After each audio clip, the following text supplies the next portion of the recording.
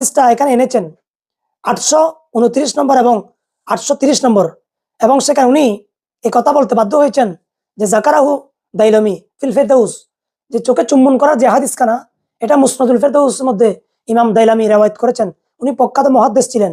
ওখানে আবার হচ্ছিল মিন হাদিসি আবি বকর as-সিদ্দিক আন্নান নবী আলাইহিস সালাতু ওয়াস সালাম ক্বালা মা ফাআলা মান ফাআলা যালিকা ফাকাত হাল্লাত আলাইহি শাফাআতি। রাসূল পাক সাল্লাল্লাহু আলাইহি ওয়াসাল্লামকে যখন বলা হলো যে আপনার নাম শুনে সিদ্দিক আকবর চোখে চুম্বন করছেন, তো রাসূল পাক বলছেন যে ব্যক্তি আমার এই আবু বকর সিদ্দিকের মতো যে ব্যক্তি করবে তাকে সুপারিশ করা আমার জন্য এটা আবশ্যক, অর্থাৎ আমি তাকে সুপারিশ করবই। কিন্তু মুহাদ্দিসদের মতে কিছু এখানে কৌল আছে যে এই সনদটা সহিহ নয়। সনদ সহিহ নয় মানে এটা হাদিস মওযু না, সর্বোচ্চ জয়ীফ হাদিস। তো জয়ীফ হাদিসের উপর তো আমল করা কাবেল হুজ্জত, জয়ীফ হাদিসের উপর আমল করা যায়।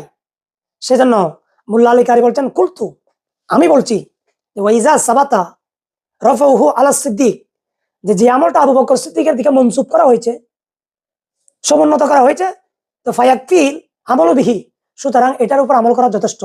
বাস সিদ্দিক আকবরের সাথে যখন এটা মনসুব করা হয়েছে এটা আমলের জন্য কাফি। কে বলছেন? যিনি ইমামুল হারামাইন ওয়াস শরীফাইন, হানাফি মাযহাবের যিনি প্রখ্যাত মুহাদ্দিস ফকিহ, মুল্লা আলী কারি বলছেন যে আবু বকর সিদ্দিকের এই হাদিস কানা বাস আমল করার জন্য যথেষ্ট।